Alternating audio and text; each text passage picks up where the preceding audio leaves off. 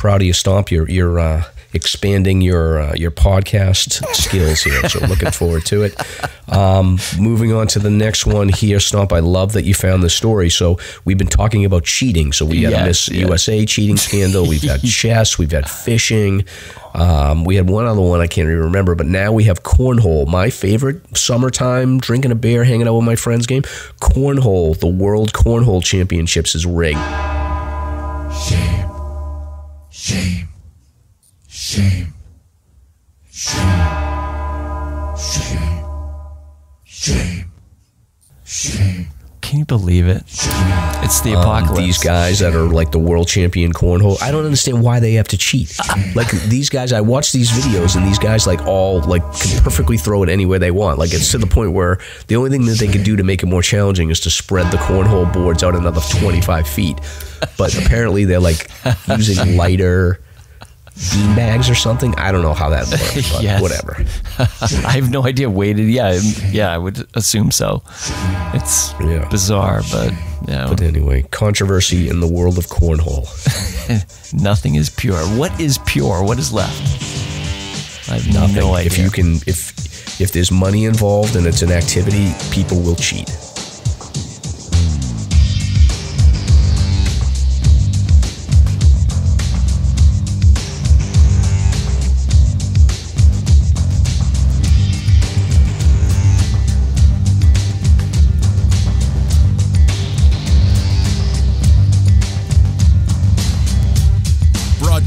From the Woodpeckers studio in the great state of New Hampshire, welcome to the Sounds Like a Search and Rescue podcast, where we discuss all things related to hiking and search and rescue in the White Mountains of New Hampshire. Here are your hosts, Mike and Stomp. Okay, I'm live, Stomp. This is episode 82. It's election night 2022. Yes, the blood red moon election apocalypse night.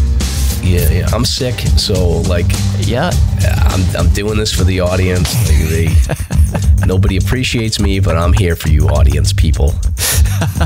You're on your death's bed. Oh my god! I think I got the Vegas flu or something. I cut something in Vegas. Jeez, yeah. I mean, I'm glad you're here, but this is sort of rough. Yeah, it's not COVID. It's not COVID. I tested already, but I don't know what it is. So. But I'm doing this because I'm a hero. And I'm a zero. I don't bail on stuff. So Stomp, I want you to answer for your crime. So first of all, you weren't there last week, so explain yourself there. And then there's another crime that I was going to make you answer for last week, but you weren't here, so we'll hold on that one for a minute. Okay, sure. Well, as everybody probably knows, I have like 300 jobs I'm working right now. Virtual PT. I also work for a contractor in the resort town of Lincoln, New Hampshire. So what is happening right now, we were actually working on Lahoots, like the big old Lahoots building with the gondola in the front. And it's crunch time for all the contractors. So I do a couple days a week there for these guys. They're great guys. Actually want to have them in sometime or another. So long story short, crunch time, have to get the job done, working past sunset, end of story. I just could not get out of it. We've been working weekends and everything. It's been nuts. So it's an interesting time for contractors up here in the resort towns when the snow's coming and everything else. So that's my excuse. Yeah, well, Rebecca came in and did an awesome job, so she covered for you. Yeah, that's so cool. Thank you, Rebecca, for helping out. And I'm wicked upset that I didn't get to talk to Jake and Julie, because I met them at the 100K and they were super cool, really nice people. And I loved listening to this story. I think you guys killed it that night. So it was good. Good story. Yep. Yeah, they were great. So yeah, weird night, huh? Yeah, weird night, but is what it is. It happened. Exactly. I missed you. But next crime that you need to answer for, Stomp, is a couple of shows ago you pulled an article talking about how like electric batteries lose their like for the EV lose like cars. half of their effectiveness when it's like cold weather or going up hills or wind or whatever. The electric car mafia came for you, Stomp. I think I got 3 people that were like, that article's garbage, and I drive a Tesla, and I've been driving a Tesla, and you can charge it anywhere in New Hampshire, and Stomp doesn't know what he's talking about. So that's awesome. So anyway, I guess if you have a Tesla, New Hampshire has a very good infrastructure for charging Teslas. I know that like at the Hooksett rest area, like I see them all lined up there because I've always take a picture because I stop and get gas, and then there's the Sunrise usually, and then my Sunrise pictures always have that dumb Tesla charger station right in front of them. But anyway, the electric vehicle mafia is coming for you, Stomp. Oh, I'm shaking in my boots. I'm shaking. Yep. Oh my God. I don't know. I'm sorry, people, but it's just too faddish for me. It really is. I mean, the infrastructure is still early. I mean, if this is truly about like climate change, I mean, come on. There's a gentler way to go about it. I can't afford to buy a $40,000 to $60,000 car at this point. So, I mean, everything that's happening right now is just so rapid and crazy. Yeah, the changes are happening. But rapidly. So that never works out well when you rush things. There's a lot of other side issues with the battery thing, but hey, these are personal experiences for people out in cold, higher altitude mountains. So I don't know. I'm not ready for an electric vehicle yet. I know a few friends that have had them. I know people that have Teslas that love them. So I mean, to each their own. Well, the other part of that conversation was that there isn't enough mineral capacity for these things. So that was the other side of that argument. And that's a finished study that came out. We're just bringing it up because batteries do have an environmental impact. You know, you got to dump them. They don't last in the cold. So end of story. It's not cut and dry. Yeah, no doubt about it. Like, and especially like the biggest issue I have is like the wind farms. Like I hate those like the wind turbines that are up on top of like by Lost River and all that stuff. So I just hope that they don't keep adding any more of those in the area. But anyway, Stomp, moving on. It is your birthday coming up, so you're going to be 54, and I know that probably explains like why you don't like change. But we got a lot going on. We got election day today. Your birthday's coming up. We had the blood moon. Can you explain what a blood moon is? And did you see the blood moon? The color of the moon becomes a darker red hue. And unfortunately, are you okay? Are you still with us? I forgot to mute. I don't care if you mute. That's fine. I want this to be like reality podcasting. Yeah. So unfortunately, I woke up. Yeah, see, this is the day after the blood moon. This is election day. So I woke up at 1 a.m. because I was so excited about seeing this thing. And, Mrs. Stomp and I were talking about hiking up to Welch and trying to see it from there. And by like 9 o'clock at night, it was right above our house. So it was obvious that it was going to be beyond us. By 6:45, I think, was the peak of the eclipse. So unfortunately, I was up at, 2 a.m, nothing. It was really disappointing. And then I see people like Mr. Gilbert posting his beautiful pictures that he took. And anyway, long story short, missed it. But it'll be back in 2025. Yeah, right? Yeah. And the blood moon, apparently, it's like it's the sun, then the earth, then the moon. So basically, the earth blocks out the sun and turns the moon red. Yeah, like an overlay. Yeah, exactly. And it is election day, Stomp. So I was on the internet, and there was a couple of, I think it was on Reddit that I was on, where there was people posting signs. Like one guy had put a bunch of signs asking people to vote for Bigfoot in the area, which is pretty funny.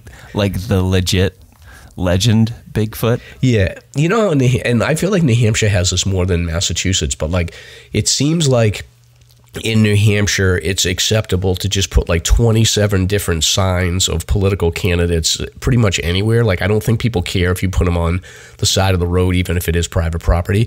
So this one guy put in like a couple of signs that said vote for Bigfoot. And then I saw another sign that said, I bought a sign. That's all. It just said that. So they're mixed in with like the political signs. So I thought that was pretty funny. So just making fun of the whole thing. Yeah. Yeah, this morning. I mean, did you vote this morning or this afternoon, or? I went this afternoon a little bit. Like I left work a little early to go to the poll with my wife. Gotcha. You infected everybody? Did you have your N95 mask on? No, I didn't do any of that stuff. I tested for COVID. I didn't have it, so I'll give everyone the flu. I don't care. Yeah, no big deal. Yep. This morning we voted at the Thornton School, and I was there super early because I was up super early, so I had nothing better to do. And then not a huge crowd. I was in and out within 5 minutes, which is fantastic. Interesting times.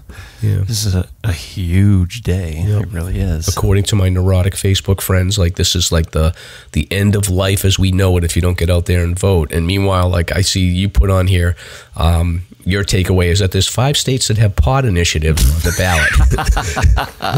Well, I know a lot of our listeners probably partake of the hoochie coochie, which I don't personally, but I thought that was interesting. I just threw it in there.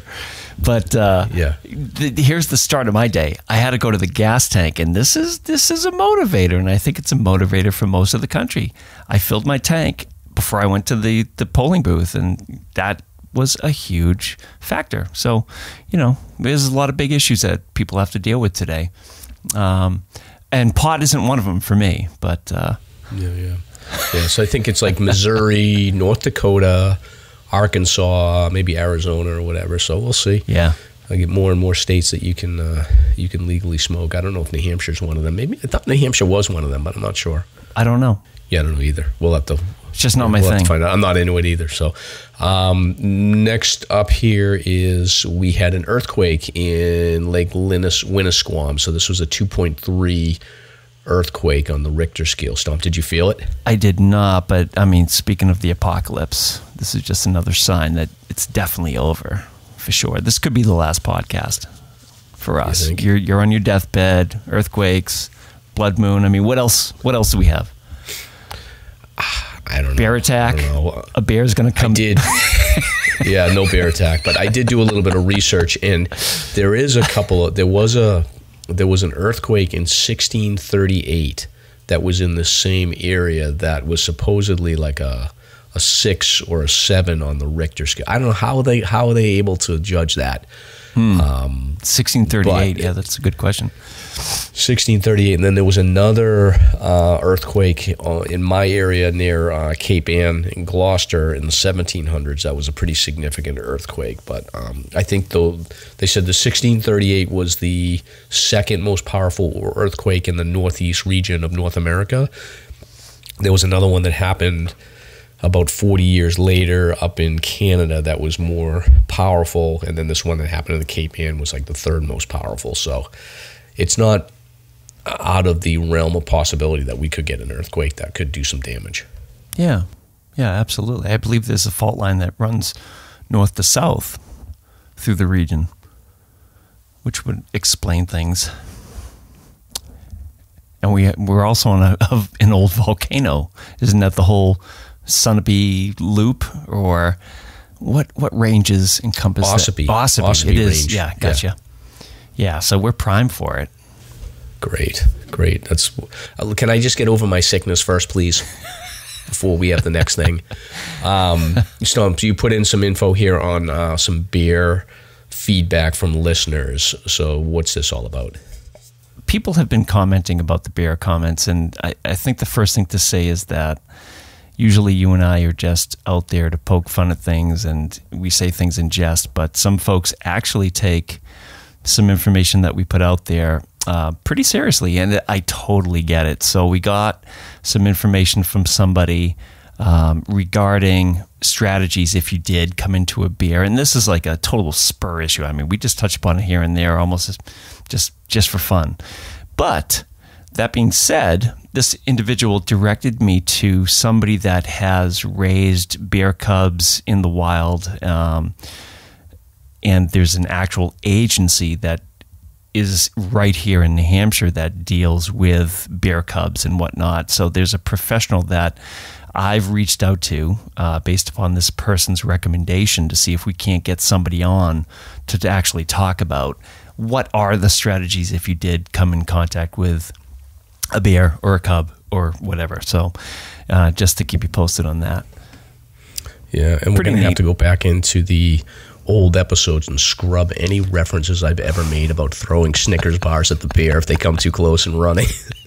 I know. I mean, theoretically, it does make sense.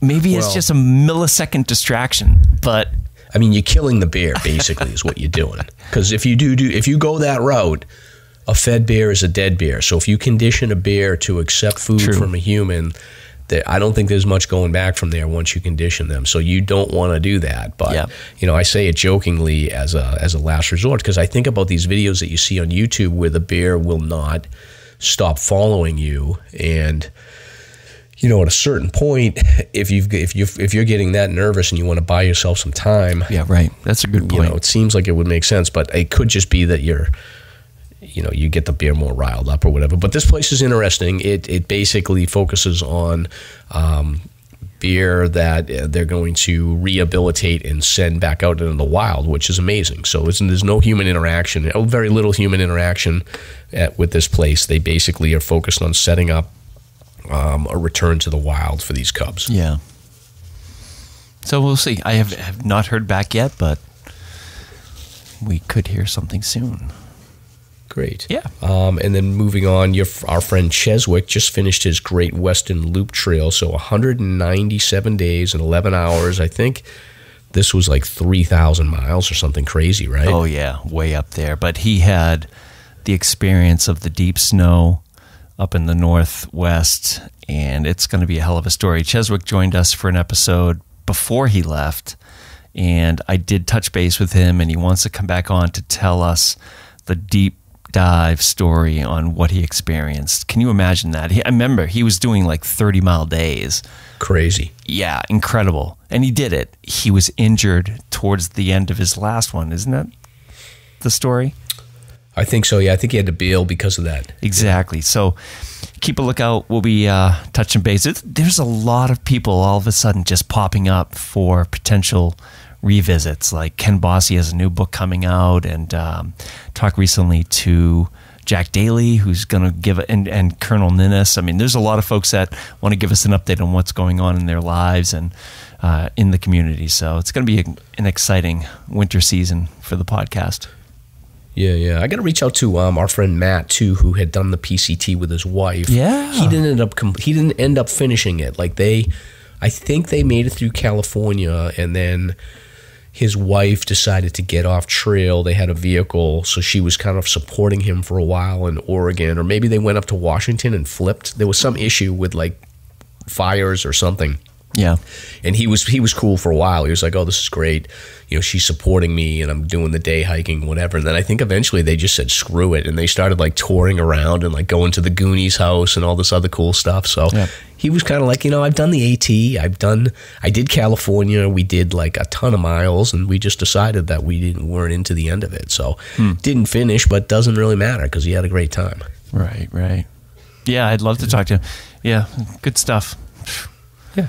Very good. All right, so then we've got another article here, Stomp, with the evolutionary postural change ahead with these researchers went and figured out what our bodies are going to look like given the fact that we're all addicted to our cell phones. So you want to talk about this? Yeah, well, it's sort of silly. I mean, it's a brief little takeaway. It looks like somebody that has a really heavy backpack on, and you take the backpack off after like 1,000 years, and they're hunchbacked, rounded shoulders, forward head, and their right hand is clenched towards their face with gripped claws. So it's sort of funny.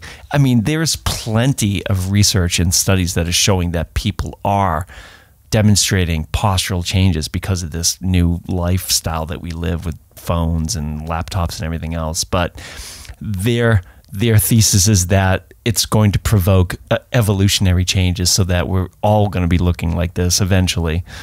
So it's an interesting, funny article. She looks like my yaya. When she was like getting old, how the old people, they get bent over and stuff. Like my yaya was like that. So your yaya. Yeah, well, awesome. I'm part Greek, so my grandmother, we called her yaya. Huh.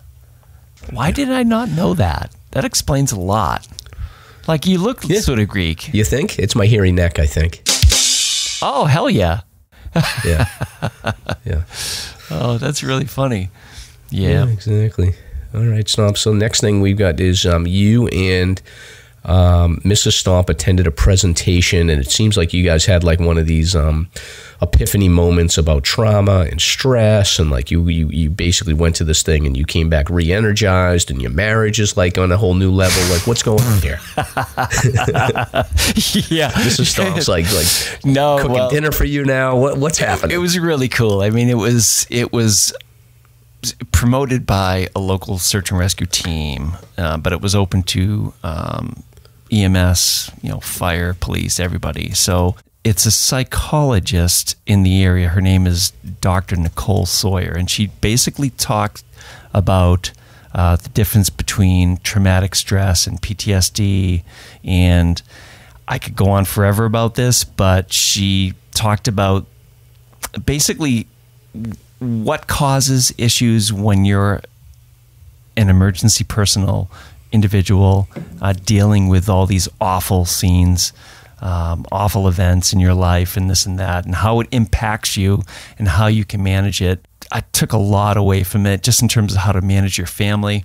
In the volunteer world, volunteers, as opposed to people that are paid emergency personnel, volunteers actually have a choice. So you have this interesting dynamic where, for instance, Mrs. Stomp and I are sitting down for dinner some night and a call comes in. We have a choice. I have a choice. So that creates its own other level of tension. And it was just really insightful, and just she provided a lot of strategies for families and couples about how to minimize the damage of public service and community service over the years. And, she deep dives on, the hormones in your body, cortisol and the stress hormones, and very interesting things like first responders aren't at your typical level of cortisol, which is your sort of like your fight adrenaline hormone. They're always somewhat elevated, but the problem with that is over time, it just leads to numerous health problems.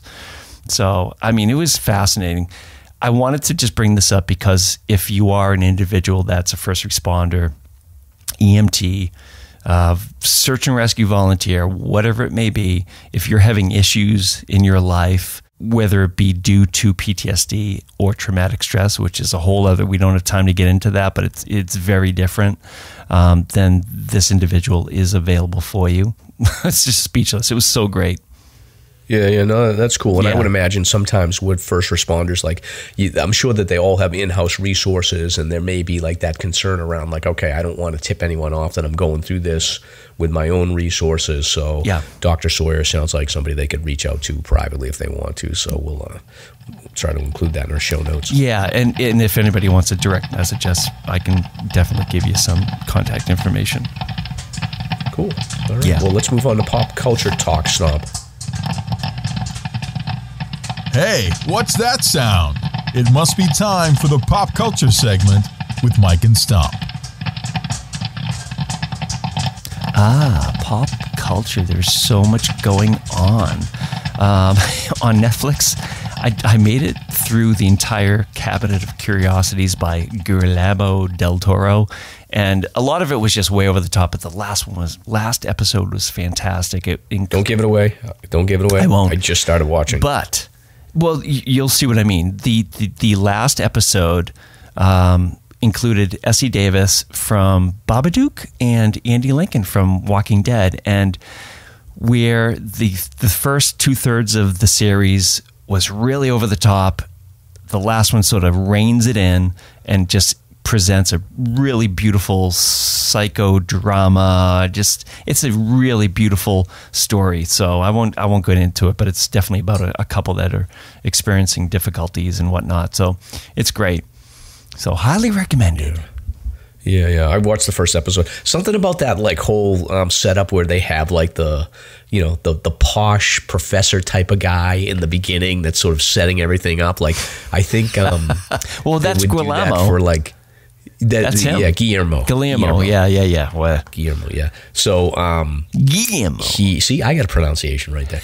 But yeah, there's something about that. Like, I remember when I was a kid, like, we would get Faces of Death, that video, and it would be like, oh, we've got this, like, you know, secrets, you know, thing that no one's supposed to know. And they had, like, a guy that was, like, the intro guy. And then, like, I think Outer Limits is another one that would do that. So, I don't know. There's something about that. I always like that. Yeah, it's good. Yeah, he's definitely tapping into that old school presentation. Yeah, and then we've got a virtual reality headset that actually kills the gamer if they die in game. So basically, let's go. If you get killed in the video game, this virtual reality headset will actually kill you in real life, take you out. Ooh, you know, I can honestly say this: the way this culture is going right now, I guarantee you, there's a class of people that would love to do this. Like, jeez. Oh yeah, this is like the Squid Game type of thing. Like, I could see people wanting to do this. Yeah. Or like, I mean, there are certain states that have legal euthanization right now, so why not just play a game and finish it off? But yeah, this guy, he made this. It's not operable, but he says it's basically, you know, it is operable with a few tweaks. So it's very sort of troubling, but pop culture. Yeah. I feel like, you know how supposedly they've invented a car that runs on water, but like the government like paid this guy like billions of dollars not to release it. Like, I feel like the government should step in and like pay this guy to never release this. I've not heard of that. How would that happen? How would that work with water? It's just an urban legend. Like, oh, this guy, these conspiracy people, they'd be like, oh, this guy, he invented this car and it runs off of water. And like, but this technology's existed for 50 years, but the government doesn't want you to have it because it's going to ruin the economy. Yeah, much like Tesla. So, that Tesla story is pretty interesting. Yeah, exactly. Anyway, but all right, moving on. So you've got your big release for another podcast. So you're going to be doing Fantasy Pants. Yes. So next Monday is that first episode. So Fantasy Pants podcast with Steve Rodriguez, Dave Monroe, and Jeremy, the guys up in Bethlehem. I got a sneak preview. It was fun listening to it. We had a good time. So they're doing good. They're starting to stick, and the sound is awesome, and it's sort of nice. It's cool seeing. Yeah. The production value is fantastic on it. Isn't it cool? Looking forward to it. Yeah, absolutely. Yeah, it's great. Proud of you, Stomp. You're expanding your podcast skills here. So looking forward to it. Moving on to the next one here, Stomp. I love that you found this story. So we've been talking about cheating. So we had a Miss USA cheating scandal. We've had chess. We've had fishing. We had one other one I can't even remember, but now we have cornhole. My favorite summertime drinking a beer, hanging out with my friends game.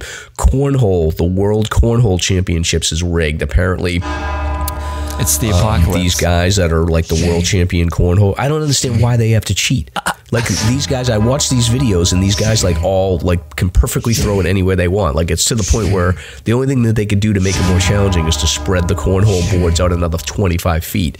But apparently they're like using lighter bean bags or something. I don't know how that works, but whatever. I have no idea. I would assume so. It's bizarre, but yeah. Anyway, controversy in the world of cornhole. Nothing is pure. What is pure? What is left? I have no idea. If there's money involved and it's an activity, people will cheat. Oh, okay. All right, next story that you had. Stomp, you picked up some good ones. You did all this, so I appreciate it because I'm sick. Yeah, no problem. But National Park Service warns people not to lick toads. These toads have like they secrete this like poison, this toxin. Hypnotoads. And I guess it's a thing in like Texas and Mexico where they milk these toads and for hallucinogenic they will effect. Like take exactly, and they'll like dip it into whatever, cigarettes, or they'll just lick the toad and they just go and I don't know, just take acid. Like, do mushrooms. Enough with the nonsense with this stuff. Don't lick a toad. Yeah, it's crazy. But there's an underground market where apparently, what is it, like people pay $250 to $8,500 to smoke the toxin in Mexico and Texas. So if this podcast thing doesn't work out, I think you and I are moving down south, and we're going to move in with Brice, who's coming up soon to talk about his new invention. Yeah, exactly. But yeah, don't lick any of these toads. Like, and this immediately when you sent this story over, Stomp, the story that I think of immediately is there's this famous story about this kid that was like, and I honestly, like, this was me and my friends back in when we were in like college.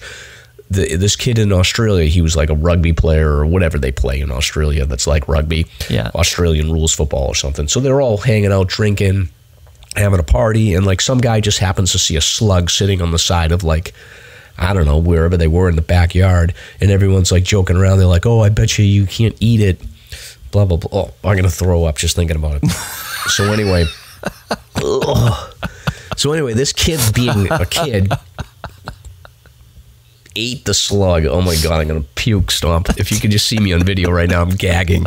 So he ate this slug, and it turns out, oh God. Just the idea of like eating one is going. So, but anyway, this kid ended up, it's such a horrible story. He ended up paralyzed. Oh shit. Really? And like I'm just thinking about it. It had a rat bacteria or something in it. Yeah. And it paralyzed the kid, and he was basically a vegetable for 8 years. His parents had to take care of this kid, and eventually he died. Yeah. Like, terrible story. So do not lick amphibians or whatever the hell they are. Mm-hmm. Yeah, that's good advice. Slasher's good health advice for the week.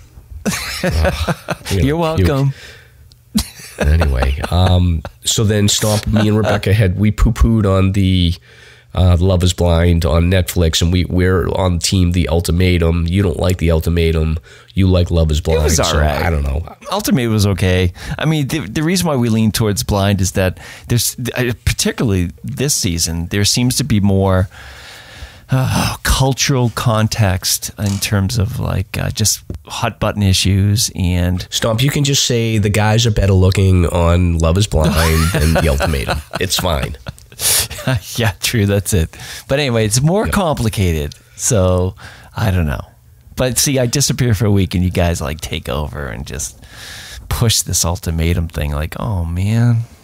Exactly. So anyway, so next up here, we've got some New Hampshire news. Stomp, you found that there is an amazing sculpture art park in Brookline, New Hampshire. You want to talk about that? Can you believe this? I don't know if anybody's familiar with the Daniel Chester French Museum in the Berkshires. This is very similar. So you have 140 acres, and it's the Andres Institute of Art. So what they do is they have a series or a network of trails that you can walk and just see random pieces of art. So it's really neat. It's beautiful. So it looks like something that could be a really romantic time with your significant other. We have, and we'll include that in the show notes, we have a place near me in Kensington, New Hampshire. Yeah. It's called Alnoba, and it's like a conference center, and it's not open to the public, but every once in a while they will open it up, and it's got like a lot of these sort of outdoor art things, and it's supposed to be like really cool. So I'll include the Alnoba link in the show notes as well. Yeah. 140 acres. Wow. Potonopo Hill. Very cool. Very cool. It's interesting. So there's a lot of cool places around. And then, Stomp, you have here just sort of like tech news. So there's a bunch of layoffs going on. I'm in HR in a tech company, so this is top of mind for me. But like you've got like... Yeah, what's going on with Facebook? I don't know. I think... Well, is it the economy? What's going on with Facebook right now... So Facebook has heavily leveraged itself on investing. I think it's like something like, I want to say it's like $50 billion that they're investing in virtual reality, which is the product called Meta. Yeah. And it's very much up in the air on whether or not it's going to take off. So they're gambling huge with the idea that this virtual reality is going to take off. I'm not convinced. I feel like virtual reality a lot of times is sort of a novelty where people do it a couple of times and then they're over it. Yeah. Sure. But Mark Zuckerberg has like really leveraged it significantly. But what's going on, sort of the big picture, is with the interest rates going up at this point, companies were used to sort of being able to get access to free capital at 0% interest or very small interest. Now they've got to pay whatever, 5-6% interest. So in order for them to show a profit, like they've got to make sort of like an 11%, 12% margin. On top of the fact that they, and they're used to doing, 5-6% margin in the past was okay because you weren't paying any money for capital. But now it's almost like you're at the point where if you can cut people from work and just invest that money, you're going to get a better return than you would investing in hiring new people and doing new product development. So I think a lot of companies are sort of they're building a wall around themselves to make sure that they're financially stable for the next 2 years. Well, interest rates rise, and I think the effect of that is that there's going to be a lot of companies that are going to be looking at their workforce, and the quickest way for them to sort of affect their profitability is to cut workers, unfortunately. And Facebook's been on a hiring tear. I think with Twitter, Elon sort of feels like there's enough sort of extra employees that he can cut. I don't know about 50% of the workforce. I think that that's going to be absolutely devastating. I'm going to be watching it because I think it's an interesting study on changing a corporate culture significantly in a short amount of time, but I don't know how it's going to work. So what was the percentage for Facebook? How many did they lay off? I don't know. I haven't looked at the details. I mean, it's got to be partly the economy too.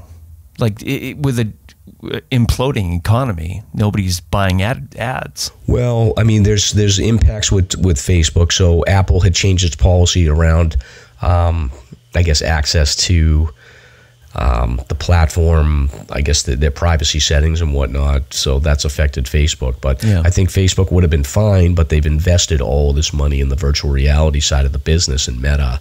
And with the economy going the way it is and interest rates the way they are, it's just, you can't do business the old way anymore because you used to be able to get access to free capital and now you can't. Yeah, it's crazy. Anyway, so we'll see. It's interesting. I'm fascinated by it. I was dumped off of Twitter. See, Twitter's sensitive for me because I was censored, and literally tonight they just unlocked my account. Oh boy, Stomp! I'm going to give you the best advice I can give you. Don't go on any of them. Yeah, it's toxic. Oh, it is. It's too much nonsense. You just stay off of all of them. You're much better off just sticking with Instagram. You do your thing with the podcast, but otherwise, don't get involved in Twitter, Reddit, Facebook, any of that stuff. Well, yeah. Well, I want to get your take on the whole public square thing because it is a deep topic. You have, but it's not a public square. It's a bunch of sort of media influence people that are just like talking to themselves. Like that's the thing I don't agree with. Is like I don't think it's a public square. I think all it is just a very small subset of loud people that are overly influential when they shouldn't be. And the best thing that I can say to people is, regardless of where you come down from a political perspective, is like, don't play that game. Well, they're playing it, dude. It's like here are my 2 reference points. You got Zuckerberg on Joe Rogan saying the government, aka the FBI, government organization, told them to bury stories. And then you have Freedom of Information Act information revealing that California politicians and other politicians were directly telling the tech group here to bury stories. So they're playing the game like it's bigger than that. So it is the public square. Well, so that'll be the interesting thing about the Twitter takeover is that you're now starting to see some of the Twitter engineers come forward. I don't even care that much about sort of the interaction with the government. I think government, there's a lot of valid reasons why the government would go to a tech company to say we need information because they're investigating stuff. What's more interesting to me is some of the privacy issues around the partnerships that some of these tech companies have had with building out data tools and giving information to sort of data ISPs and vendors, and then you wonder how much of that information has actually gotten into other areas. Yeah, we haven't even mentioned TikTok.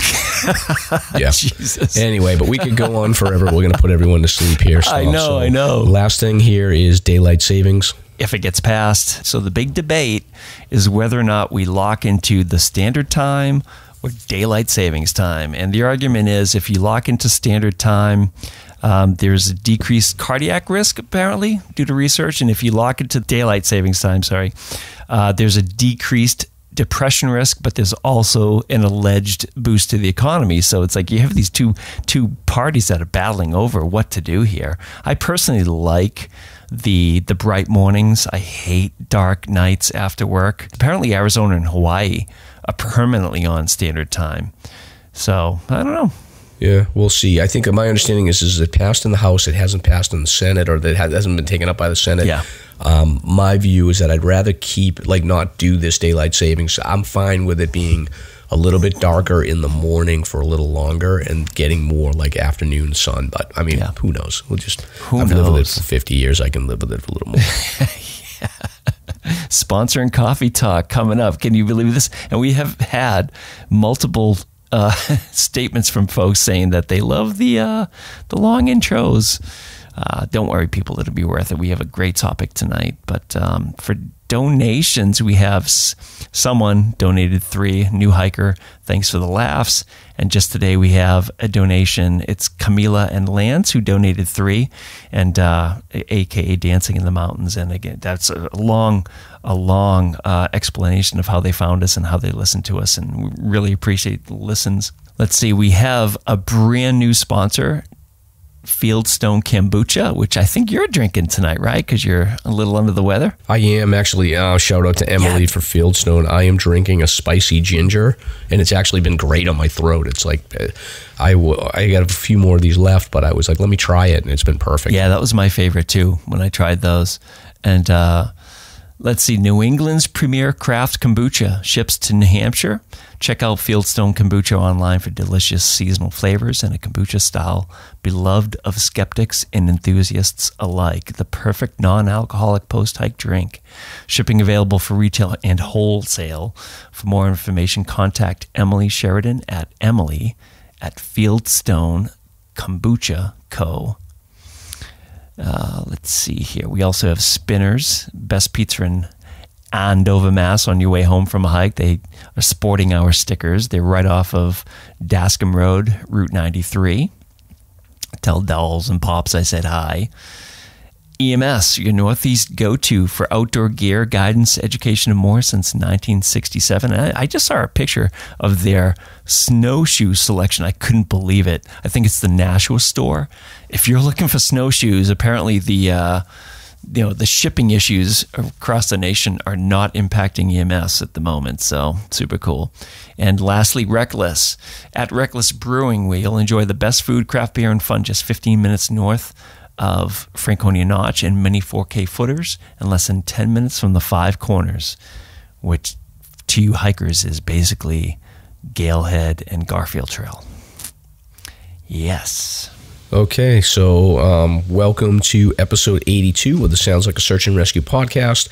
This week we welcome Brice Sokolowski from Vaucluse Gear to give us a sneak preview of a new piece of gear that allows hikers to experience hiking without the fear of sweat running down your back from your backpack touching your back. So it's basically, it's like a little attachment for your backpack that separates your backpack from your actual back, and it allows a little bit of airflow. Yeah. So you've seen these in different backpacks, but this is a separate piece of equipment that will... It's an accessory.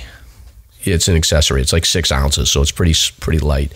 So we'll learn all about the cool dry backpack frame, and then later in the show we'll discuss Stomp's recent hike of the Algonquin Traverse. So all this and some recent search and rescue news. I'm Mike. And I'm Stomp. Back in action. Welcome back. I'm almost out of action, so we got to move it along. So I don't die we're trying. Yeah, exactly. So you already gave away my beer talk, so I'm not drinking beer tonight. I've extended sober October, but I am drinking the Fieldstone Kombucha. The spicy ginger is definitely my favorite flavor, so I'm going to go back to Emily and order like a couple of 6-packs of this. And Mrs. Stomp grabbed me an Erastus from the cupboard down the road. So Erastus is from Schilling Beer Works, and it's a beautiful Abbey-style triple, 9%. It's just awesome. It's like I've been on an IPA kick, but Erastus is definitely a really nice beer. And P.S., we're going to have Steve on soon for some winter talk about Rek-lis plans and whatnot. Awesome. So recent hike Stomp. Do you want to go over the Algonquin Traverse right now? Sure. Might as well dive into it. Last weekend, I decided to dive into the Algonquin Trail, which starts either from Route 49 in Waterville or from Sandwich Notch Road. If you take Sandwich Notch Road, which I did, and I got to give a shout out to my folks because they dropped me off. That's the biggest problem with this traverse. The car spot is a nightmare. If you have a car that's able to get up and over Sandwich Notch Road, then you've got a starting point. But if you don't risk it, because Sandwich Notch is just brutal on your vehicle. So we drove out in my truck. check this out. Are these the parents of the year or what? They drove out with my Tacoma, took my Tacoma, and then dumped it off at the Route 49 Drakes Brook trailhead, which is 8 miles away. So how cool is that? Parents of the year. Parents of the year, for Parents sure. of the year. Yeah, that's awesome. It's super cool. Otherwise, I mean, last time I did this, I had a bushwhack up from Smartsbrook just to make the loop and come back down to where I started. But it's beautiful. So essentially, CalTopo mapped this out at like 7.2 miles, likely closer to 8. It was a beautiful 65, 70-degree day, as we know, last weekend.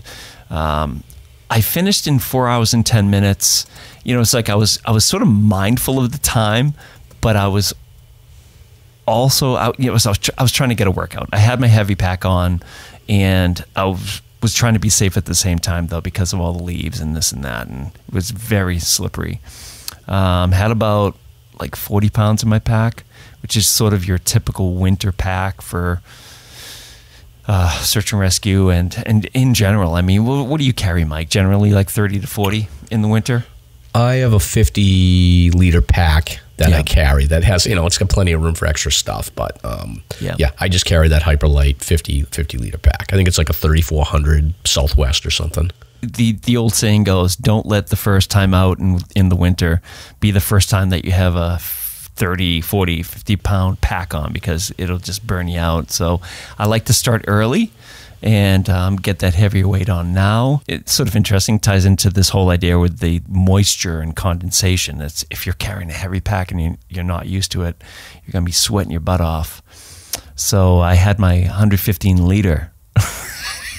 You've seen the 115, right? Oh, it's ridiculous. Yeah, it's a 90-liter low Alpine bag, and it expands to 115, so you can pretty much put everything in there. Full winter clothing, headlamps, 2 goggles, the whole thing. It was heavy. It had to be at least 40. I don't know, because I felt it the next day. I'm not going to lie. So let me just understand this first. So your one car is parked at the trailhead on Sandwich Notch Road, which is... Well, that's the trick. See, my folks took my truck and dropped my truck off at the other side. What trailhead is the other side? Drake's Brook, which is basically Fletcher Cascade, Drake's Brook, or Sandwich Mountain Trail, which you can get right off of 49 just before you come into Waterville Valley. So it's right there on the right. So they took my truck and dropped it off. All right. So you're starting on Drake's Brook. So I started on the other side, Sandwich Notch. Okay. Yeah. Which is, that's the way you want to do it, really, because the first mile and a half of this trail, you're following a beautiful brook, and then it ascends moderately to this just open ledges, and it's just gorgeous. The trail you're walking on is maybe 6 to 8 inches wide, just lush greens, and then you hit these scrambles that are pretty intense, and I would not want to go down them. So I've done it each time ascending from sandwich side. Got it. Yeah, I don't know if you've seen the pictures, but from there, you're ascending pretty much a half mile straight up scrambles until you get to the top of the ridge. And what you see is Black Mountain behind you to the south. I skipped Black because I just wanted to stick to a traditional trail adventure and just get the bushwhacking stuff out of the way for a change. The scrambles weren't too bad. It was a weird morning. Sandwich Dome was socked in, and there was just this heavy humidity just everywhere. So the rocks were pretty slippery. Made it up to the top of the ridge walk, and from there you intersect with trails that lead down to Black Mountain Pond? Yes. Yeah, which is, I've not been down there. I've not been down there yet. But the view is incredible. There was a little bit of undercast. Main point about this traverse is that it's relatively flat and literally like a carpet of pine. You're not walking over boulders and just skipping around. It's just a straight path, flat as a board, virtually until you get over to the junction of Sandwich Dome Trail, which take you right up to Sandwich Dome, which from the junction of Sandwich Mountain Trail to the summit, it's like maybe 5 minutes, like a tenth of a mile, which I did. Got it. And did you stop at Jennings Peak? Well, yeah. So I made it to summit of Sandwich, and it was just totally socked in. Left there, changed some clothing, had some food, made it over to Jennings, and by then it was starting to break up a bit. So you could look south and see that Sandwich Dome was still covered, but looking towards Welch Dickey and just south towards Cardigan, it was starting to break up. So it was a really pretty day. And then from there, just descended Noon Peak back down to the highway. Noon Peak is awesome. It's just trying to think of what it would be reminiscent of. Maybe the lower levels of Whiteface, just those open ledges, or the Dickey ledges before you get to the cliffs. I think that's probably a good comparison. It's just beautiful. And do you do the bushwhack to the top of Black Mountain? Is that even worth it, or is that not? It's absolutely worth it. It's there's views. It's like being on the moon. It's just a very strange, separate experience from the whole traverse. It's very different. It's very condensed, jagged, green, mossy. It's like you're in the jungle. It's very, very different. And there's views from the top of Black Mountain when you get up there? Yes, there are. It's a very short bushwhack, but it's starkly different. So in that sense, it's worth doing for sure. But the views are more south, southwest, southeast. Okay. And then it looks like just on the topo here, like basically you're at 2,600 feet, and then you can walk right across. You can get off the trail, walk right to the peak. It's only like 120 feet of elevation gain, and it looks like it's pretty gradual if you come in from the eastern section of Black Mountain. Yes, exactly. Yep. Okay. There are so many neat options. I mean, if you're a bushwhacker, you can come in off of Smarts Brook and come right up to that call between Black Mountain and the ascent to the the Traverse. It's awesome. It's just beautiful. I think the best part about this place, and I've said it before, is that it's not heavily traveled by people. Again, I didn't see anybody on trail until I got to the summit of Sandwich Dome. From there, I saw about maybe 6 people on the way over to Jennings, and then on the way down, maybe 2 or 3 people, down from Noon Peak. And I was shocked that there weren't calls this weekend because it was wet. It was wet and slippery. But coming down from Noon Peak down to the trailhead of Drake's Brook, it's a whole different change in the texture and the quality of the rocks. Like everything was green, slippery, mossy. I had 2 significant slips that made me think, damn, that could have been really bad. So yeah. And just so I'm clear on this, then when you're on Drake's Brook, like you're at that trailhead, but ultimately you're taking Sandwich Mountain Trail to go over Noon Peak. And so, because there's like 3 or 4 parallel trails. Correct. Yeah. So Sandwich Mountain Trail is the one that covers Noon Peak. Drake's Brook comes in basically the valley between. It's just the valley way up, and that's very long, gradual, and gentle. If people are not into the whole steep, slippery aspect of Noon Peak, depends what you're looking for. Mrs. Stomp and I love Drake's Brook. It's just awesome. It's beautiful. Very gradual. Well, I highly recommend checking out that area. I want to get in there for sure, and that's a good one. I didn't get out at all, Stomp. I had to pick up a car, and my wife was like, it was a whole thing. We had to go to a cheerleading competition from my nieces, Maddie and Maeve. Go Maddie and Maeve. You guys crushed it. So we went into Boston on Saturday, so yeah, they were, it was fun. We were at the Reggie Lewis Center or whatever it was, and there was a lot of screaming kids, and it was quite an adventure. So anyway. That's too funny. Oh, I saw a moose too, by the way. Oh, you did? Yeah, I did. It was like, how close? It was on maybe like a mile in from the start, and it was 30 yards away. It bolted. It heard me and bolted, but I got a glimpse of the rear quarter, like the rear end, 2 legs just bolting into the woods, and it was gone. Yeah, there's a lot of moose there. I think absolutely. I've said this story before on the podcast, but I've done I went up I forget the name of that trail, Gleason Trail. I went up the abandoned Gleason Trail, and I got stuck in some like areas where it was like moose den, and it was just the most moose poop I've ever seen in my life. So there's a lot of moose in that area. Crazy. Yeah, it's great stuff. But it's literally my top 5. I think we might go next weekend, actually, Mrs. Stomp and I, and just do it again because I'm just hooked on it.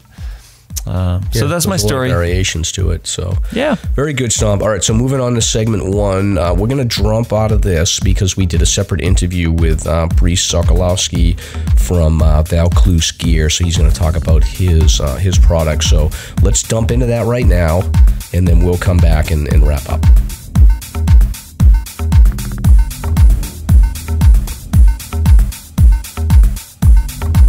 Are you ready for SLASR's weekly gear review?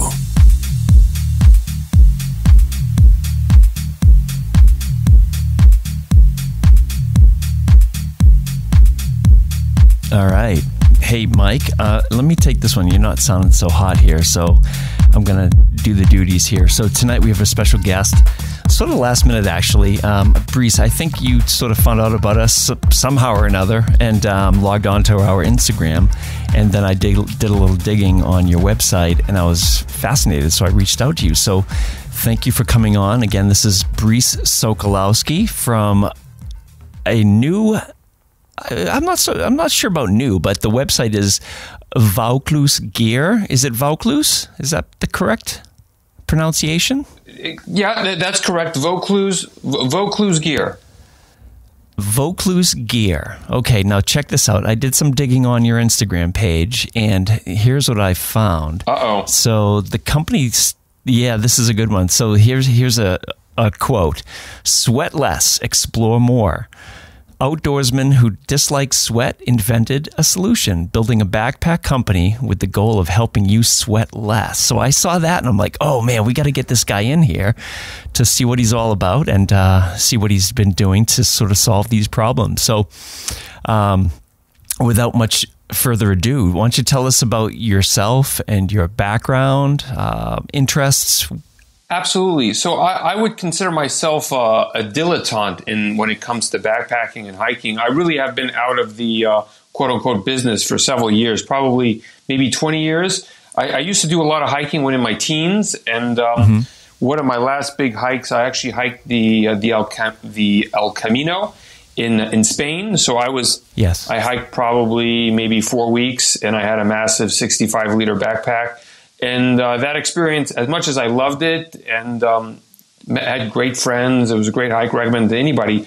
I mean, I did sweat so much. It was a horrible experience. I naturally sweat much. I'm not a massive guy. I probably weigh anywhere between like 180 and 190, me too. Depending on how far we are from Christmas. Though.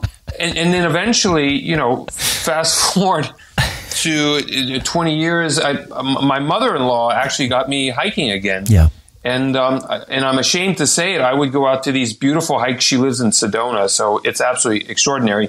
But I was ashamed because I wouldn't wear a backpack, but she would. And so she carried my waters and she carried my, if it was a little, it gets cold. It's cold in the morning, so she would probably carry, when I took off my jacket or something, she carried it. So I was like, well, I love going out, and obviously I have to go out now that I'm married to kind of like a hiking family. Okay. So I pretty much had to find a solution, and so I was pretty much, I went to church one day, and I admit I wasn't paying attention, and epiphany hit me, and I kind of figured out. I did my first sketch of something that would separate the backpack from the back, and I know that's a heresy in the backpacking world because you're supposed to have the backpack on you because of the center of gravity, the support, all of this stuff. So it's unorthodox, but I thought, well, I'm going to give it a try. And I could talk a whole lot more, but I'm going to pause there. I gave it a try, and it worked. And I invented something for myself, and then eventually, a few people said I want that, and then I put it on Instagram. More people said I wanted it. I made a website. More people said I wanted it, and now I'm talking to you. Okay. Yeah. And what we're talking about is this idea that you've created called a cool, dry frame. But I want to back up a little bit. So you have connections here in Sedona, Arizona, right? Correct. So I'm originally from Texas. Okay. And because it wasn't hot enough there, I moved to Arizona. Oh, I see. So what's your connection to... That's a joke. To France. Okay, so France, yep. We're going to travel the world. Yes, what's the connection to France? It'll all make sense. So my mother's French, and my dad is actually from New York. And so they met, they got married, and then eventually they had me. And so I was born in France, and that's why my name is Brice. The American version is Brice, but I always kept with the Brice. Yes. And that's why my company's name is Vaucluse, because Vaucluse is a very famous... It's a very famous, I guess you could call it, it's a department. We don't do counties or states in France. We do departments. And Vaucluse is very famous because about 300 days out of the year, it's nothing but sunshine. It's absolutely beautiful weather. It doesn't rain a whole lot. Okay. So it's very famous for the red wines. So if you ever heard of a Côte de Rhône or a Côte de Rhône is usually the most popular. Côte de Provence is also very, very popular. A lot of people know like Châteauneuf-du-Pape. I know this isn't a wine podcast, but it's very famous for the red wines. It's also very famous for the lavender, and it's also famous for a lot of agriculture. The number one, I would say, output of that region is wine and just produce. Gotcha. And most of the time, everybody's always out. And so I have an affinity with that because part of my family's from there. Mm-hmm. Okay, I see. So I see the connection there now. And it seems, so would you say it's sort of a hot, temperate climate, or what are the seasons like? Because I'm trying to connect this to your invention.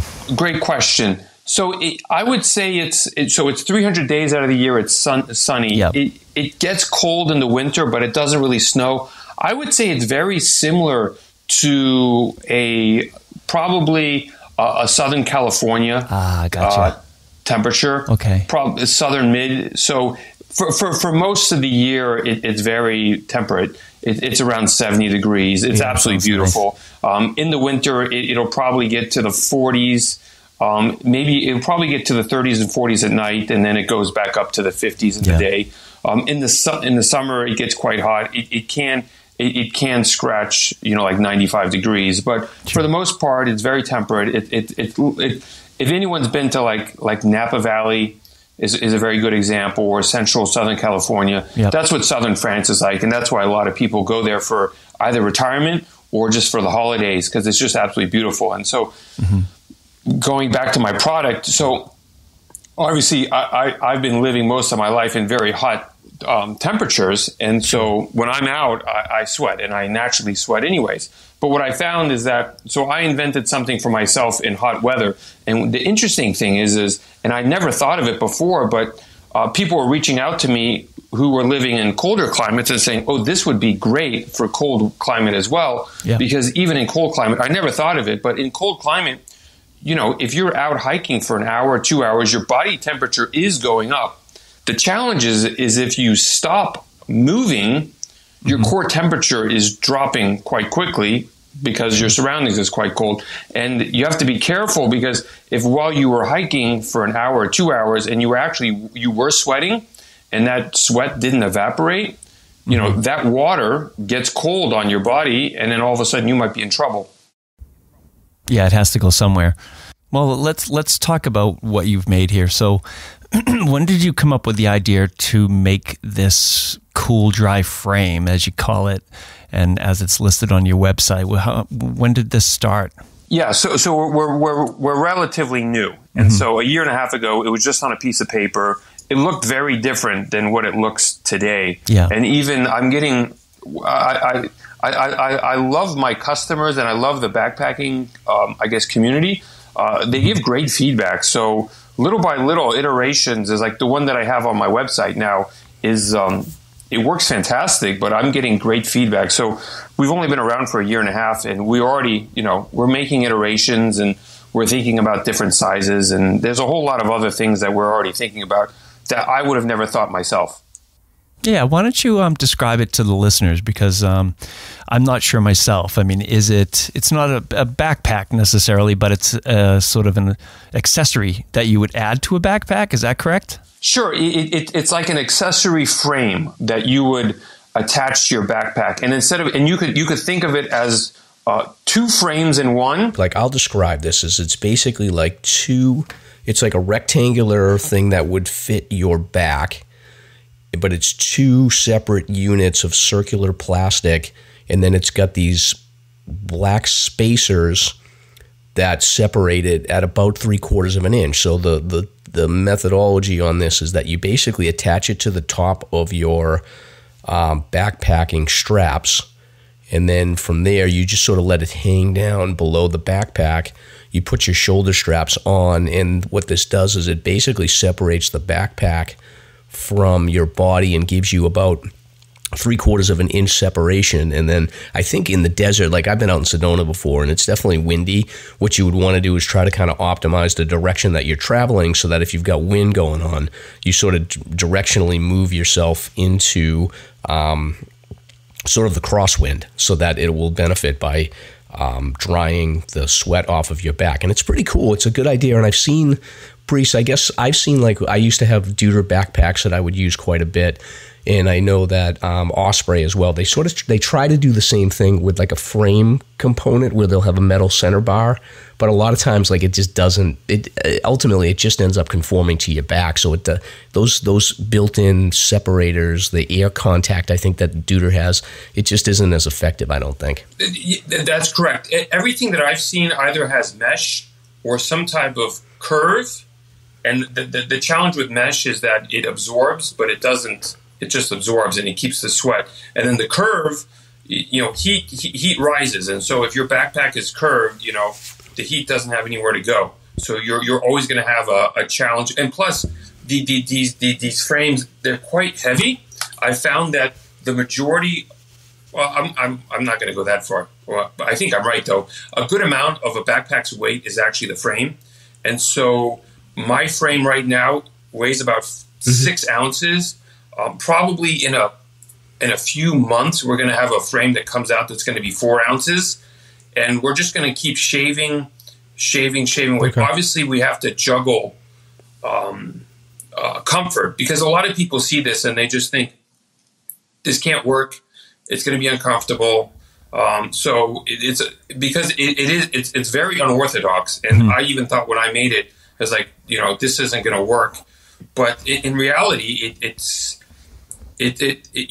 could it be more comfortable? Absolutely. I mean, we're very new. But am I sweating a whole lot less than a previous backpack? Absolutely. So right now, obviously I made it, but I would rather sweat less and be cooler than, have, this very soft, mushy mesh on my back. Yeah, the pack stays soaked.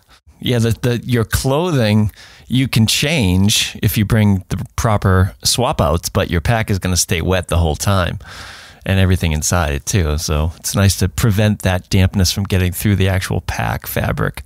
I guess my question to you is, with the separators, you use 3/4 of an inch.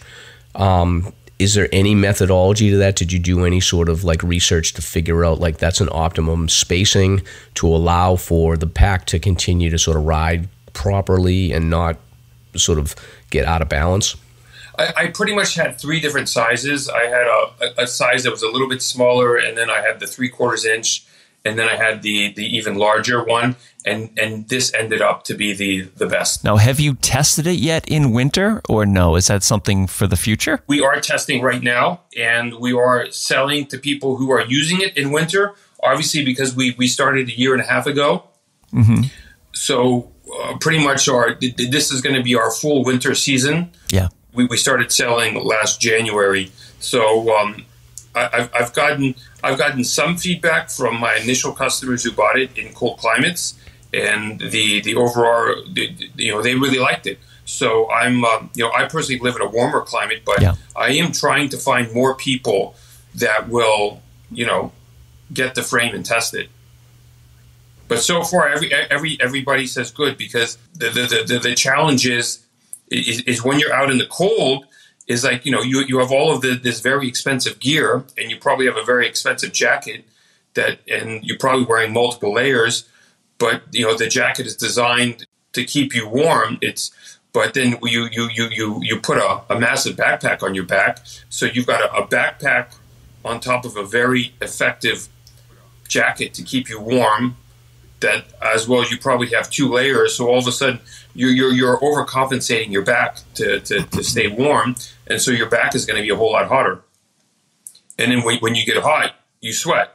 And the last thing that you want to do in cold climate is sweat. Absolutely. I was just thinking, like, you guys have probably thought of this already, but I was thinking of other purposes for it. Like, you could take it off your pack and sit on it instead of carrying a foam thermalite or a thermarest. You could, you know what I'm saying? Like, what other purposes could this thing provide, actually, aside from being a spacer? So far I found that you can use it as a pillow. Obviously you can wrap it with probably a jacket, and it's a pillow. You can sit on it. Yeah. And that's a second. Yes. Is it flammable? It is not flammable.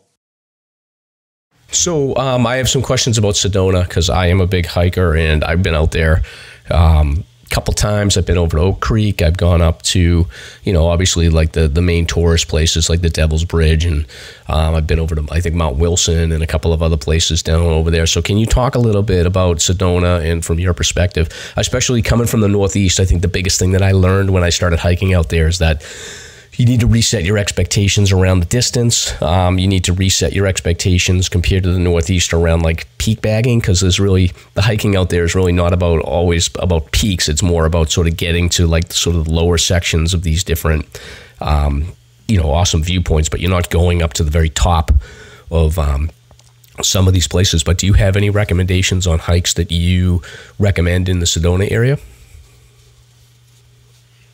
Absolutely. My first recommendation is to take very seriously the whole concept of take a lot of water and be very cautious about the temperature. So it's very cool in the afternoon. I'm sorry, in the morning, early morning. But it keeps cranking up. The heat is a real factor. And I'm preaching to the choir here. You guys know all this stuff. It's something I had to learn as well, is that I've found myself in places, you quickly overheat and you quickly run out of water. So rule number 1 is take more water than you anticipate. And then the second thing I would say is that obviously it's Sedona, and if you haven't seen, I'm sure everybody's seen pictures of Sedona. It's absolutely beautiful. It's like you're going to Mars. It's uncanny. I'm trying to learn about the geology, because it's absolutely incredible how these massive rocks just kind of like pop out of the ground. But what I would recommend is that, there's a lot of tourists, but what tourists tend to do is they just pick the big rocks that you kind of see once you show up. But there are some really good hikes out there. Like last weekend, I went to Mescal Mountain. Absolutely fantastic. It's a lot of people know about, I think it's called Devil's Bridge. And that isn't too far away. If you want the iconic places, you can. But, every view in Sedona is iconic. But I went to Mescal Mountain. There was practically nobody on the trail. And it was fantastic. And you mentioned the village of Oak Creek. That's absolutely beautiful as well. So you have a whole lot of different options on my website at vauclusegear.com. I do, because I'm trying to get the word out about my frame and how it works, I do kind of do a vlog, if you could call it that, of my different hikes. And so if you want to know about where would you start in Sedona, you can just go to my website, and you click reviews, and I have a list of all my different hikes and what I do, and I track everything on all trails. I track everything in Strava, so people can get an understanding of what it is that I do and what's out here. Yeah, I'll definitely link that in the show notes. And Stomp, like, if you've never been out there, like, it is, like, my first day, I think I did the Devil's Bridge, and I did, like, I think Cathedral Rock. I forget the name of all the typical tourist ones I took the family to.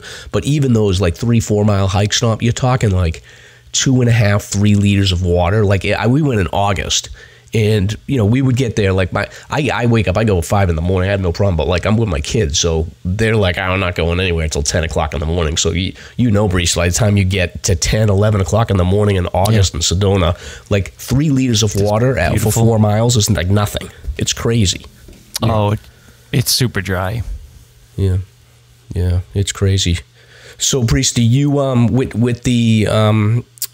with the cool dry frame, are you manufacturing this locally? Like, how do you do this? Were you doing prototypes with like 3D printing, or how does that all work? Another great question. So we are at everything that we've done is 3D printing in the United States, and I've got some out in Tennessee. I found some really this very good company to do it, but eventually, I would say in the next 2 to 3 months, we are going to manufacture them, because 3D printing is very limited quantity, but we're going to manufacture it also in Tennessee. So everything is made in USA, designed in the USA. Everything is USA. And we're looking, as I mentioned earlier, we're looking to reduce the weight. Already it's 6 ounces. It's going to go down to 4 ounces. And there are competitors out there that there are tons of different solutions for trying to reduce sweat. And there are other companies out there that provide, accessories like mine is, but they usually weigh, it's funny, they either don't put the weight on their website, so that means it's heavier than people want, or it's around 14, 15 ounces. So we're in the end, we're going to be about 4 times lighter than what other companies are doing. And then, so 3D printing, but then mass injection molding manufacturing. Awesome. Well, I'm definitely going to check it out. And then the price on this, how much is it, Brice? So right now we sell it for about $65. I'm giving everybody a $20 off, so it turns out to be $45. Is the price going to go down? Probably. So that's probably, people are thinking, well, I'll just wait until the price goes down. Now, what I tell people is that if you buy it today and and I know, it's like any company, you make something, it's eventually going to get lower cost. When the price does go lower, all of my customers that have bought it, I used to sell it for $100. It's slowly going down because we're getting better. I keep track of everybody. I email them, and then those people who have been part of this journey, I'm going to sell them the next rendition of the frame at cost. So if you want to test it out and you want to take, you want to enjoy, what it has to offer now, it's $45. Is it in the future going to be, $39 or $29? I don't know exactly the price point, but I can tell you, if you become a customer, I'm going to email you and say, hey, we've got the new version. The ad cost is going to be X amount of money. You get it for that. Got it. Interesting. And then I would imagine over time, you're going to iterate on this. And I could think like, it's sort of a one size fits all right now, but I would imagine that like, it's optimal for a certain size backpack. Like I basically go between a 25 liter day pack, sort of one of those running packs, and then I use a 55 liter hyperlight backpacking gear. But it looks like it'll fit either one of those. But does it have like an optimal size in your opinion?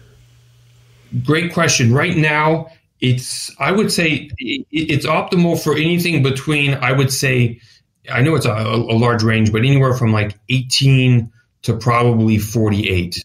Obviously, the bigger your backpack, the more backpack you have on your back. So the frame is probably not going to protect 100% of your back. But as you alluded to, eventually there's going to be different size frames. Even people have asked, well, why don't you just create a backpack with the frame? These are all great ideas. And eventually, that's, my objective is to help people sweat less. And so, all of these things I would have never thought months ago, but, it's great to, I'm building the community of sweat, and it's a lot of fun. Yeah, well, I'm not a sweaty guy, but Stomp is, so I knew that he was going to jump all over this. Super sweaty. So that's great. Yeah. It doesn't take much. All right. So is this strictly on an online purchase, or is this available at certain vendors, or? A great question. Right now, it's all off of my website, and then eventually, we'll do the classic things of going on Amazon, etc. But right now, it's it's word of mouth. It's on Instagram, and it's on my website. But what I enjoy is meeting people. I enjoy being on your podcast, and it's like I said. I'm relatively new to the backpacking community because 20 years ago I hung my backpack because I just didn't like sweating. So little by little, I'm getting to meet people, and they're teaching me a whole lot more. Obviously, I'm talking a whole lot about my backpack frame, the cool dry air frame. But it's speaking to people like you that tell me like I don't hike the Northeast, and so I'm learning about what it takes to be climbing the peaks that you guys are doing, the temperatures, it's a whole different world. And it's something that, like I said, I would have never learned or known about had I not started this. That's excellent. Well, we're glad to help, and we're glad you came on. I mean, it's very interesting. I think there's a market for it up here in the Northeast. And, advise some of the listeners to go check it out because it's very, very cool. The website at the moment, let me just spell it out. We'll add it to the show notes, but it's www.vauclusegear.com. One word. So you can check it out there. And was Stomp, if I can flip this podcast and ask you questions, you're sure. You're the sweater of the of the duo. So what's Thanks. So what's it like backpacking up in the Northeast? Like what are the sweat problems out there? Oh boy. Well, winter is the super problem, as you alluded to. You have to be very careful with ventilation, making sure that you're getting that energy and condensation out of your inner layers, and being very mindful of that. But I can tell you right now, we had a weekend that was unusually warm up here, but it was still, in the 60s. And, you just, once you're wet, you're wet. And if you don't have that extra clothing to change out of, at this time of the year in the fall, you're going to get in trouble because your clothing is wet and it stays wet. So the idea of minimizing the amount of water and condensation that gets on your clothing is just fantastic. And I think in the Northeast too, like the most common mistake I see newer hikers make is they'll start off at the trailhead. It's cold. It's 20 degrees or it's 10 degrees on the trailhead, and they'll start off with all of their gear put on. Yeah. And then they get like a mile up, and we're usually going, like, we don't have switchbacks or anything, so we're going up pretty quickly, and people sort of just get into a mode where they're like, all right, I'm moving pretty good. I feel okay. I'm starting to sweat a little bit, but they wait and they wait and they wait before they take their layers off. And the newer hikers don't know to sort of start cold. Like, don't start with all your gear. Start cold. A product like yours, you could have that as a separator, and then within like a quarter mile, half mile, you've warmed up, and then you're optimized. But I think a lot of people start off with like too many clothes in cold weather because they don't like to be cold standing still in the trailhead. And they're getting dehydrated all the same too. So the hydration issue is just as relevant up here. Really? In the more humid climates versus the drier climates down south where you are. So absolutely, yeah. Okay. Yep. And so and again, I'm not a search and rescue guy, but is like, where does like sweat and the whole problem of sweat fit or rank in as one of the problems of people getting in trouble out on the trails? Oh, sure. I mean, midsummer, even in winter, less occasionally, you have dehydration, you have muscle cramping as a result because you're losing electrolytes, potassium, magnesium, all that good stuff. You're just unable to continue on. So that's one of the biggest problems. Yeah, I mean, the deadly combination you have is that, whether it's sweat or you're just like, you fall into snow or whatever happens, and then if you, for whatever reason, you have to stop, and then you're wet.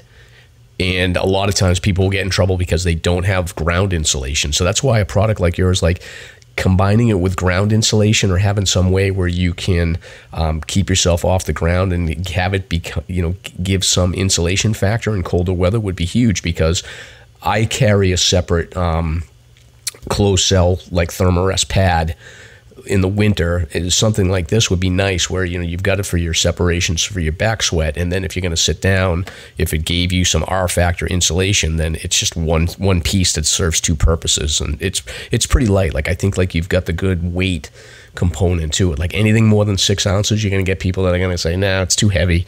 I'm not interested. But if you're topping out at 6 ounces and then going down to a lower weight, a lot of people will take a chance on it to say like, yeah, it's light and it's worth the money to just try it out and see how it goes.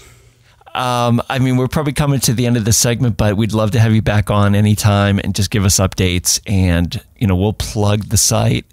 We'll keep our listeners posted, and if you have anything new, please let us know, because it's a very cool product. Well, thank you very much, guys, for having me on, and I will definitely be staying in tune with you guys and giving just regular updates. But all right, brother. Thank you very much. Thank you, guys. Thank you.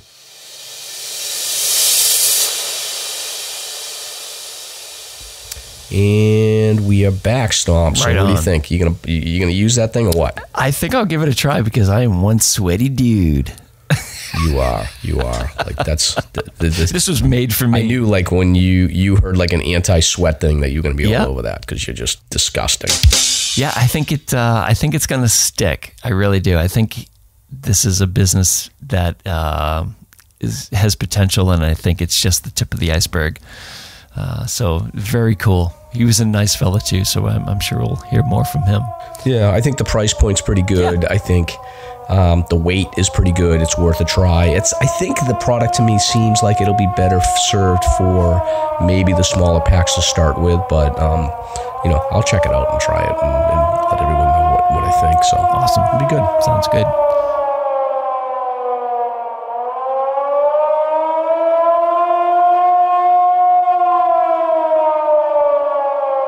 All right, so moving on to recent search and rescue news, Stomp. Just because my voice is gone here, why don't we just do the local news and we'll push the national stuff to the next episode? Is that cool with you? Sounds great. Or is there anything that you... Okay. Yeah. So the first story we have here is, this one came over yesterday. This was a technical dog rescue on Mount Morgan. So the Holderness, New Hampshire Fire Department and Campton Thornton Fire Rescue and the Sandwich Fire and Rescue responded to Mount Morgan near the summit for an animal rescue. So these were the fire departments coming in for the call. So the crew was advised that a dog had wandered off trail and had become stuck on a ledge about 25-30 feet below the trail with no easy access. So the owner was standing by to keep the dog calm, but the crews had to get in there and basically carry in a rope rescue and set up their equipment to set up this system for one rescuer to make access to secure the dog. So there was some additional personnel that carried in some equipment to set up a second system. So eventually they got like a couple of people to bushwhack their way over to this lower trail to catch the dog as it came down. So rescuers were out on a ledge, so it was pretty sketchy, but the dog ultimately was secured in a harness. There was some additional webbing, I guess, on this thing, and once the dog got to the ground, the dog and the rescuers made their way down the trail. The dog's name is Titan. Titan is a very bad boy. But there's some great pictures that we'll include of the rescue, because it was at night. Do some research about this, Mike. Maybe you can find them and get them on, because I know we did Odin. That was a really nice story. Yeah, so this might be fun too. Yeah, I'll do some digging and see. We have a pretty good streak of getting dogs in, but Titan seemed pretty happy. There's some good pictures of like him with all the fire department and stuff. So Titan got a little wild, but he's okay, which is good. So. Super cool. Yep. Next one. Hats off. Yeah, hats off to the fire departments. Yeah, that's very nice of them to come out. All right, so next one is November 4th. I feel like we didn't do this one. So this is November 3rd. Fish and Game was notified that a hiker had sustained a lower leg injury while descending the Imp Trail. So 63-year-old gentleman from New Hampshire was almost done with his attempt to complete a loop hike that started at 19 Mile Brook Trail. So that's a long day coming down there. Yeah, especially if he hit like Mount Height or something. But on his way down the Imp Trail, He slipped and injured his lower leg. He tried to do a self-rescue before calling for help, but ultimately he couldn't continue, so he had a hiking companion with him that called for help, and Androscoggin Valley Search and Rescue responded. They were able to get to him pretty quickly, and they reached him within 20 minutes, so it looks like he was probably pretty close to the trailhead. So the call came in at 4:10, and they staged at like 6:05. Oh, they got him to the staging area at 6:05, and then he was whisked away in an ambulance, and all's well that ends well. All right, so before you need a search and rescue, let's just wrap up on this last one, because this last one is great. Yeah. So Mount Israel, this rescue utilizes a leaf blower. So I got 10 people send me this one, by the way. They're like, "Oh, did you see this?" I was like, "Yeah, I saw it." November 5th at 3 p.m. It looks like all these different fire departments: Sandwich, Moultonborough, Center Harbor, Tamworth, Tuftonboro, Meredith, Holderness, Ashland, fire departments. Everybody. Stewart's Ambulance, Lakes Region SAR, New Hampshire Fishing Game, they all responded to a report of an injured hiker on the Wentworth Trail. Wentworth Trail's pretty gradual. That's not a steep trail, so it's not a bad place, I guess, to get rescued. But the problem was that the 42-year-old hiker from Nashua was about 2 miles from the trailhead, so that's pretty far in. So even though like that trail is pretty gradual, like there's like these coals that you got to go through, and there's like a little bit of like open forest section, so tons of leaves in that area. So the victim was unable to walk and was subsequently carried in a litter to the trailhead, arriving around 7 p.m. The rescue was complicated due to recent heavy foliage accumulation of oak and beech leaves. That whole area there is just wide open forest with a ton of trees. So I can only imagine like leaves are just blowing around. So somebody brought a backpack leaf blower to clear the trail of leaves for the first 1.1 miles to reduce slip hazards. 'Cause I'd imagine, Stomp, when I think that's amazing. You're carrying all that equipment, it's got to be dangerous, right? Oh, hell yeah. Oh, yeah, you can't see your feet below you when you're carrying. So there's somebody directly in front of you or behind you, but you cannot see your feet, generally speaking. So if it's slippery and covered with leaves, then you're in deep trouble. That's why we all get a little nervous when there are calls this time of the year. Yeah. So a leaf blower, how cool. A leaf blower. So it wasn't the guy from the AT, but it was one of the fire department guys had a pretty good idea. So that's pretty cool. And I'm sure the hikers the next day were pretty happy to have their trail nice and blown out for them. Yeah. All right, man, we made it. We made it through. All right, man. I appreciate the audience sticking with me. It's been a rough day, but I'm going to go ahead and get some medicine and go to bed. Yeah, man. Thanks for sticking this out, and we will be back. Happy birthday, Stomp, and we will catch you in episode 83.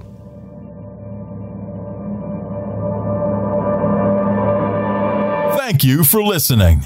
If you enjoyed the show, you can subscribe on Apple Podcasts, Spotify, Podbean, YouTube, or wherever you listen to podcasts.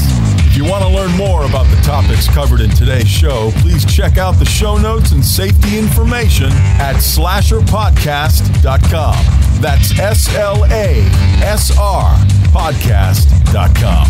You can also follow the show on Facebook and Instagram. We hope you'll join us next week for another great show.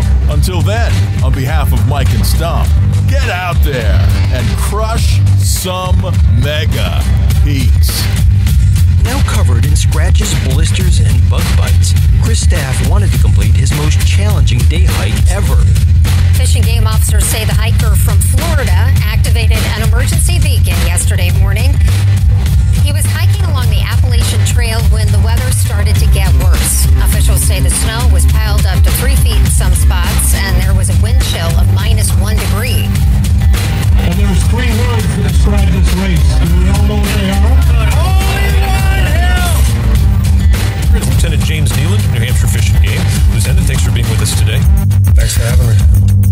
What are some of the most common mistakes you see people make when they're heading out on the the trails to hike here in New Hampshire? It seems to me the most common is being unprepared, and I think if they just simply visited hikesafe.com and got a list of the 10 essential items and had those in their packs, they probably would have no need to ever call us at all.